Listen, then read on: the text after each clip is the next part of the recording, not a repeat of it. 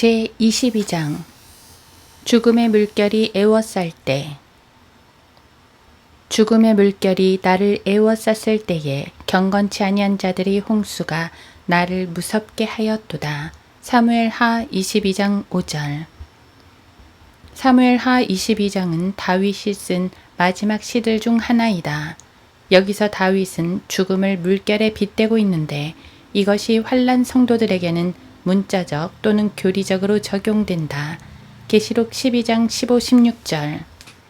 이 글에서는 죽음이 물결과 같다는 이 말씀을 영적으로 적용하려고 한다.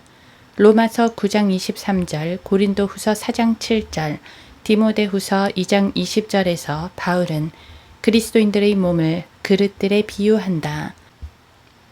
물론 vessel이란 단어가 솥이나 냄비 같은 용기를 가리키지만 배 또는 선박을 말할 때도 있다. 왜냐하면 기본적으로 이 단어가 오목하게 들어간 안쪽 부분에 물건을 넣어서 외부로부터 보호할 수 있는 용기를 의미하기 때문이다. 나는 파도와 친하게 지낸 편이었다. 물론 해군에서 복무한 적은 없다. 해군들은 18m에 육박하는 엄청난 파도가 배를 덮치는 일을 경험하기도 하지만 내게는 밀려오는 파도들을 친구 삼아 즐겁게 놀았던 소시적의 기억만 남아있다. 우선적으로 죽음과 파도는 결코 그치지 않고 다가온다는 점에서 유사하다. 파도는 계속 해안을 때리면서 밀려오기를 결코 그치지 않는다. 파도가 그치지 않는 것처럼 죽음도 그치지 않는다. 사람들은 아침에도 죽고 정오와 자정에도 죽는다. 죽는 모양도 가지각색인데 파도 또한 마찬가지다. 내가 바다를 좋아하는 이유 중에 하나가 바다는 끊임없이 변화한다는 점이다. 내게 선택하라고 한다면 산속에서 살기보다는 바닷가에서 사는 것을 선택할 것이다. 산도 아름답기는 하지만 바다처럼 그렇게 변화무쌍하지는 않기 때문이다. 바다는 계속 움직이고 변화한다. 이처럼 쉼 없이 변화하는 바다는 우리에게 안식을 주기도 한다. 그래서 나는 어떤 방법으로도 해소되지 않는 문제가 있을 때 해변으로 가서 파도들이 해변으로 밀려와 닿으며 부서지는 모습을 보곤 한다. 누군가 그 소리를 녹음해서 밤에 듣는다면 잠을 편히 잘 수 있을 것이다. 이렇듯 계속해서 밀려오는 파도는 마음의 안정감을 주는 것이다. 죽음이 지속된다는 것 또한 하나의 위로가 될 수 있다. 이는 죽음이 인생살이의 모든 것은 한시적이고 임시적이므로 그것에 지나치게 마음을 쓰지 말라는 메시지를 주고 있기 때문이다. 죽음은 삶의 모든 악한 일들에서 우리를 구해내기도 하고 어떤 필요들에 대해 지나친 염려를 하지 않게 하며 이 땅에서 벌어지는 일들에 시달리지 않도록 만들어주기도 한다. 죽음의 물결은 결코 그치지 않는다. 또한 파도는 화강암을 제외한 거의 모든 것을 침식시킨다. 그래서 죽음을 정복하려면 반석 위에 집을 지어야 하는 것이다. 옛날 찬송가에는 이런 가사가 있다. 내 소망은 오직 예수님의 보혈과 의란에 굳건한 반석, 그리스도 위에만 서리, 다른 기초는 무너지는 모래일 뿐이라네. 수년 전만 해도 미국 서해안에 살던 이들은 해변으로부터 그리 멀지 않은 곳에 바다가 보이는 전망 좋은 집이라 불릴 만한 집들을 지었다. 그런데 세월이 흐르면서 계속되는 침식으로 해안선이 점차 사라져가자 이곳에 지어진 가옥들도 붕괴되고 파도에 쓸려가 버릴 위험에 처하게 되었다. 이처럼 죽음도 거의 모든 것을 쓸어가지 않던가. 오직 예수 그리스도만이 죽음을 영원히 정복하신 유일한 분이시다. 에녹은 죽지 않았으며 앞으로도 결코 죽지 않을 유일한 사람이다. 그래서 에녹은 살아서 휴거될 신약 성도들의 예표가 된다. 엘리야는 죽지 않고 휴거되었지만 앞으로 이 땅에 다시 내려와 죽게 될 것이다. 계시록 11장 3에서 7절. 모세는 죽었고 주님께서는 그를 다시 일으키셨다. 유다서 9절, 마태복음 17장 3절. 하지만 그는 또다시 죽을 것이다. 요한계시록 11장 3에서 7절. 예수님만이 죽음을 경험하시고 부활하셔서 다시 죽지 않으신 분이시다. 우리 주 예수 그리스도께서는 죽음을 정복하신 것이다. 세상에서 소위 위대하다는 자들이 얼마나 가련하게 죽어갔는지 보라. 언론에서 어떤 사람이 마지막까지 죽음과 사투를 벌였다 라고 떠들어대도 죽음을 이긴 사람은 단 한 명도 없는 것이다. 영화 배우 존 웨인도 나는 암을 이겼다 라고 말했지만 그 승리는 잠시일 뿐 결과적으로는 죽음이 승리했다. 오직 한 분만이 죽음과 대결하여 이기셨다. 죽음은 결코 인간이 홀로 싸워 이길 수 있는 적이 아니다. 파도에는 두 종류가 있다. 잔잔히 길게 밀려오는 파도가 있는가 하면 강력하게 내리치는 높은 파도가 있는 것이다. 마찬가지로 오랫동안 살다가 평온하게 죽는 사람이 있는가 하면 갑자기 죽음이 들이닥쳐서 유명을 달리하는 사람도 있다. 내가 브렌트 침례교회에서 목회하던 시절 체이버스라는 성도가 있었는데 죽기 전 그는 한가로이 낮잠을 자다가 아내에게 이렇게 말했다고 한다. 여보, 난 정말 행복해. 내 생애에서 이렇게 행복한 적이 없었어. 그는 그렇게 말하며 잠들었고 아주 평화롭게 주님께로 간 것이다. 그렇게 죽을 수만 있다면 실로 아름다운 죽음이라 할 수 있을 것이다. 그러나 모두가 그렇게 죽는 것은 아니다. 죽음은 갑작스럽게 찾아오기도 하는데 존 F 케네디는 텍사스주 댈러스에서 두개골에 총을 맞아 죽었고 여배우 제인 맨스필드는 자동차 사고로 죽었다. 반면에 기나긴 고통 속에서 힘들게 죽어가는 사람들도 있다. 암으로 4-5달씩 병원에서 치료를 받는 사람들이 그러한데 다 나은 것 같다가도 암이 다시 재발하여 또다시 수개월을 고생하다가 죽기도 하는 것이다. 나는 이런 죽음을 결코 원하지 않는다. 이에 비하면 제2차 세계대전에서 전사한 젊은이들의 죽음은 깨끗하고 신속하게 끝나는 죽음이라 할 수 있다. 뿐만 아니라 짠맛의 파도는 정결하게 하는 성질이 있다. 죽음 역시 정결케 해주는데 곧 죽음을 통해 죄짓는 삶이 종말을 고하는 것이다. 이는 죄의 싹은 사망이요 하나님의 선물은 예수 그리스도 우리 주로 말미암은 영원한 생명이기 때문이라. 로마서 6장 23절. 인간은 아무리 훌륭하다 해도 죄인에 불과하고 무언가를 잘한다 해도 충분히 선하지 못한 존재일 뿐이다. 우리를 완전히 그리고 영원히 치료할 수 있는 것은 바로 죽음이다. 죄의 문제를 완전히 해결해 주는 것이다. 땅에 묻히고 나면 죄를 지을까봐 더 이상 염려하지 않아도 된다. 죄의 유혹으로 힘들어하지 않아도 된다. 죄 때문에 슬퍼할 필요도 없는 것이다. 세상의 모든 오물들은 하수구를 통해 강으로 흘러들어가고 강을 통해 바다로 흘러가는데 바다의 소금물이 그 더러운 것들을 정화시킨다. 바다에 그처럼 방대한 양의 소금이 들어있지 않았다면 지금까지 쌓인 많은 오염물질은 결코 해결되지 못했을 것이다. 지금도 세상 살기가 힘들다고 하지만 살인마 잭 더 리퍼, 변태 성욕자 작가였던 마르키드 사드, 아돌프 히틀러, 연쇄 살인범 알버트 피쉬, 스페인 종교재판소장 또르케마다, 마호메트, 네로 등이 죽지 않고 영원히 살아있다고 상상해보라. 이 세상이 어떻게 변했을 것 같은가. 그만큼 죽음은 이런 죄인들의 악행을 중단시키고 정화시키는 것이다. 또한 파도는 배들을 파괴할 수 있다. 옛날에 이런 노래가 있었다. 깊은 심연은 용감한 사람들을 수도 없이 삼켜서 잠재워 버렸으니 조심하고 또 조심하라.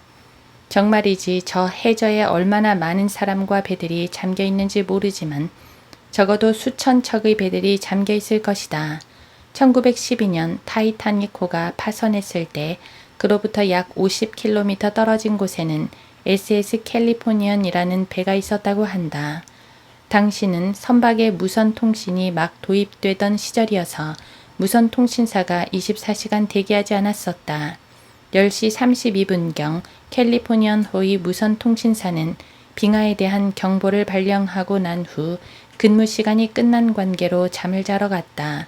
그런데 타이타닉호의 무선통신사는 그 경고를 무시했고 11시 39분경에 타이타닉호는 빙하에 부딪히고 말았다. 이것과 관련해서 만약 이러했다면 어떻게 되었을까라고 여러 가지 가능성을 생각해 볼 수 있을 것이다. 일례로 타이타닉호의 무선 통신사가 그 경고를 무시하지 않고 제대로 반응했다면, 혹은 캘리포니안호의 무선 통신사가 잠을 자러 가지 않았다면 그 배는 타이타닉호의 1,500여 명의 희생자를 무사히 구조했을 것이다. 그리스도인 형제 자매들이여, 그래서 당신도 사람들이 죽음의 바다에 수장되려는 이 중요한 순간에 잠을 자고 있어서는 안 된다. 파도는 우리가 바다로 더 멀리 나가는 것도 막을 수 있다. 죽음의 물결은 당신이 인생 여행을 더 많이 즐기는 것을 막아준다. 어떤 젊은이들은 자신의 인생에서 위대한 일들을 이룰 것이라고 야심차게 시작하지만, 죽음의 물결은 그가 해변에서 채 벗어나기도 전에 그를 강타할 수 있는 것이다. 몇 년 전 배 한 척이 해안으로부터 얼마 떨어지지 않은 곳에서 폭풍을 만나 물속에 가라앉고 있었다. 해안에 있던 구조대원들은 구명정을 띄우려고 했지만 거센 폭풍 때문에 그렇게 할 수 없었다. 이에 그들은 구명부표에 도르래를 달아 밧줄로 구조하는 장비를 쏘아서 선원들을 구조하려고 했다. 하지만 아무도 구조 장비를 타고 있지 않은 것처럼 어떤 무게감도 느껴지지 않아 결국 대원들은 밧줄을 다시 끌어당겼다. 그때 배는 완전히 부서져 버렸고 그 밧줄에 달린 부표에는 선실에서 잡일하는 한 초보 선원이 의식을 잃은 채 매달려 있었다. 그 선원은 정신을 차리자마자 구조대원들에게 물었다. 배는 어떻게 되었어요? 가라앉았소. 그럼 선장님은요? 배와 함께 가버렸소. 항해사는요? 배랑 같이 갔소. 선원들 중에 구조된 다른 사람은 없나요? 당신만 구조되었소. 그 말을 듣자 그 젊은이는 모래바닥에 엎드려 이렇게 말했다. 어머니께서 나를 위해 기도하고 계신다고 하시더니. 이처럼 그리스도인 어머니의 기도가 잘못된 방향으로 항해하던 배를 수도 없이 멈춰 세우고 있는 것이다. 마지막으로 죽음의 물결에 대하여 하고 싶은 말은 그 파도가 성도들을 해안으로 안내해 준다는 점이다. 이것은 그리스도인들에게 격려를 해주는데, 예수 그리스도를 믿는 사람에게는 죽음이 미지 어두운 세계로 들어가는 문이 아니기 때문이다. 죽음은 성도들을 하늘의 본향으로 데려간다. 우리 모두 그 아름다운 해변에서 노래를 부르리. 하나님의 복으로 즐거운 곡조로 노래를 부르리. 우리 마음은 더 이상 슬퍼하지 않으며 안식의 복으로 한숨도 쉬지 않으리라. 바다에는 바닷물이 많은 만큼 죽는 일도 많다. 죽음의 물결이 밀려오면 그 물결은 해안에 닿으며 부서지고 또 부서진다. 조만간 그 물결은 당신의 배도 해안으로 데려갈 것이며 당신은 저편 항구에서 주님을 뵙게 될 것이다. 나는 이 땅에 묻히기를 바라지 않으며 저 위 공중으로 들림받게 될 것을 소망한다. 그러나 언젠가 나에게 죽음이 찾아온다 해도 그것은 내가 속해 있는 주님께로 나를 데려다 줄 것이니 죽음을 걱정해야 할 무슨 까닭이 있겠는가. 언젠가 아주 감동적인 이야기를 하나 읽은 적이 있는데, 퍼스오라는 이름의 구축함에 승선했던 한 영국 군인의 이야기이다. 1941년 퍼스오는 또 다른 구축함 한 척과 함께 자바해와 인도양을 잇는 순다 해협을 지나고 있었다. 그때 일본군이 이 두 배를 격침시켰는데 길란이라는 이름의 이 군인만이 살아남았다. 이 사람이 가라앉고 있던 구축함에서 어떻게 살아나왔는가에 대해 들어보면 정말 놀랍다. 그는 보일러실에서 근무하던 중 배가 가라앉기 시작하자 3명의 동료들과 함께 물이 다 차오르기 전에 갑판으로 올라가려고 했다. 배는 완전히 옆으로 기울었고 전등도 나가버렸다. 그는 다른 동료들이 갑판 계구부에 매달려 있는 것을 보았지만 도와줄 방법이 없어서 앞으로 계속 가야 했고 결국 그 동료들은 배와 함께 수장되었다. 배가 옆으로 기울어 있었기 때문에 배 안의 계단은 큰 구렁처럼 되어 있었고 길란과 동료들은 1.5m 너비의 그 구렁을 뛰어넘어 주갑판으로 건너가야 했다. 먼저 뛰어넘으려 했던 한 동료는 맞은편에 손이 닿지 않아 비명을 지르며 어두운 물속으로 사라져버렸고 길란과 남은 2명만이 겨우 건너갈 수 있었다. 이후 2명의 동료는 갑판으로 통하는 맨홀 뚜껑으로 먼저 빠져나갔다. 하지만 배는 길란이 나가기도 전에 완전히 뒤집히고 말았다. 그때 그는 탈출하려고 안간힘을 쓰기보다는 물속으로 가라앉는 배에서 뿜어져 올라가는 물줄기에 몸을 맡기는 것이 살 수 있는 유일한 방법이라고 판단했다. 그래서 몸에 힘을 빼고 물줄기에 몸을 맡기자 얼마 후에 곧장 해수면 위로 올라갔고 5cm의 두께로 깔려있는 기르막을 뚫고 나와 신선한 공기를 들어마실 수 있었다. 막상 나와 보니 자신이 배의 프로펠러에서 30m도 채 안 되는 거리에 있음을 알았다. 길란은 배에서 빠져나오는 동안 계속 기도했으며 탈출하자마자 하나님께 감사드렸다고 한다. 만약 당신이 그리스도인이고 예수 그리스도께서 좌초하여 가라앉고 있는 배에서 당신을 구해 주신 것을 알았다면 당신은 하늘을 바라보며 주님 감사합니다. 주님 덕분에 구원받았습니다. 라고 감사를 표명해야 한다. 그리스도인에게 있어서 죽음은 더 이상 죽음이 아니다. 주님과 함께 영생을 누리기 위해 통과하는 문인 것이다. 만약 자신의 배가 죽음의 물결 아래로 이제 막 가라앉고 있는 어떤 사람이 이 글을 읽고 있다면 반드시 이렇게 하라. 우선 배를 조정하는 키에서 자신의 손을 떼라. 구원의 대장이신 주님께 그 키를 넘겨드려라. 그러면 주님께서 거센 물결을 헤치고 안전한 항구로 당신을 데려가시어 배를 정박시키실 것이다. 위생의 모래톱과 바위들 사이에는 하나님도 예수 그리스도도 없이 세상의 명예와 지혜를 의지하며 살다가 파선한 배들의 파편들이 즐비하다. 그러나 시온의 배는 배고동을 울리면서 전속력으로 항해하여 성객들 모두를 영원한 항구로 안전하게 데려간다.